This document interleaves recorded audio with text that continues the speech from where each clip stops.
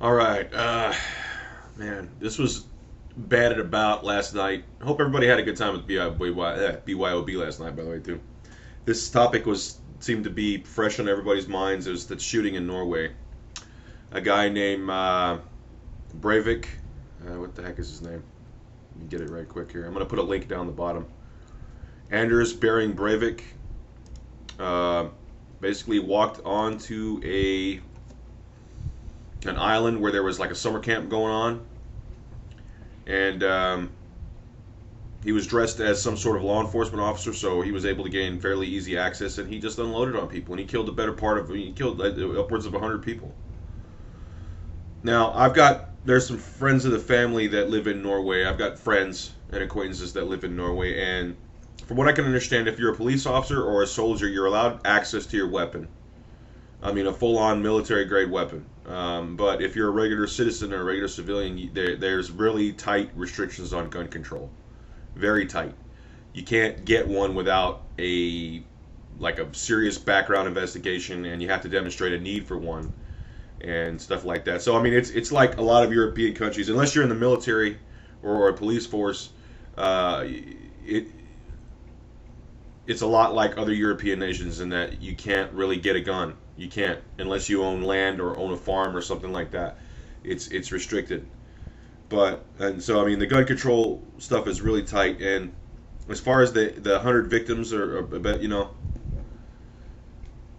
it's hard for me to mourn because I mean I'm sad, but at the same time I don't know. What can I say? They're with the big man. They're in God's hands. It's his deal. Um,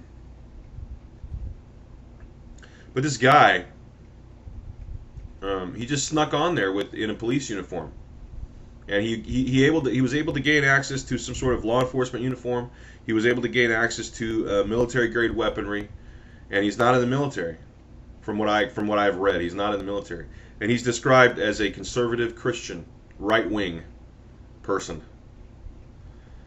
Now, I'm well aware that the bodies of the victims have not even been buried and stuff like that. I'm well aware of that, but I have to make this statement. I have to get this out there as soon as possible. Um, Beware the coming shitstorm of anti-conservative, anti-gun rhetoric.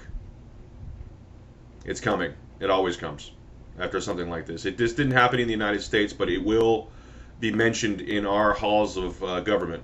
You better believe it. They're going to be like, well, if Norway has tight gun control, imagine if that were to happen here in the United States, Truth of the matter is gun control doesn't work. Criminals who are intent on killing people will find a way to kill people. It's just the way it is. And you could either be a victim of senseless slaughter like the people over at uh,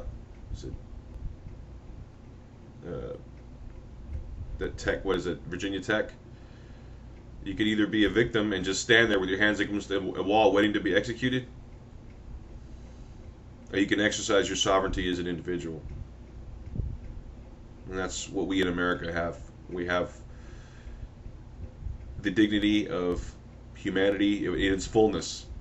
We are allowed to own land. We're allowed to rule ourselves, at least theoretically, not anymore so much, but back when America was conceived. And we're allowed to protect ourselves and our property. In Europe, they're not. This concept, what we talk about as freedom, is completely foreign to them.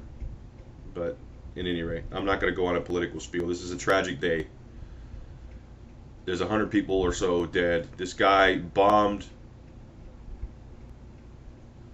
a building. He killed a dozen people in a bombing, and then he killed, almost 100 more people in a shooting. He just walked in and just wholesale slaughter, and these people were just like lambs to the slaughter. And I hate to say it, but that's what happens when you have a disarmed population. Now, I think the people were just kids. The people at the summer camp were just mostly children and stuff like that. So, I mean, that's just all the more tragic. But be on guard.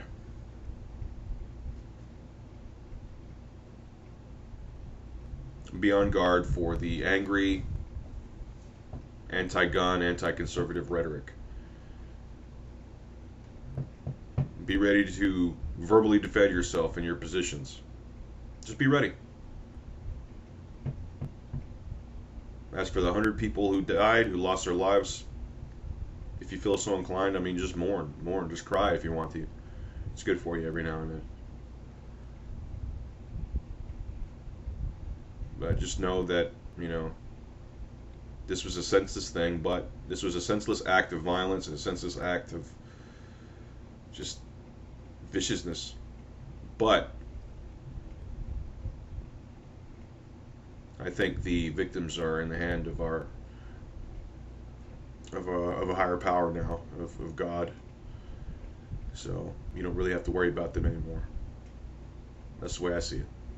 At any rate, mourning and warning. That's what I'm gonna call this video. Mourning and warning. All right, you guys be good.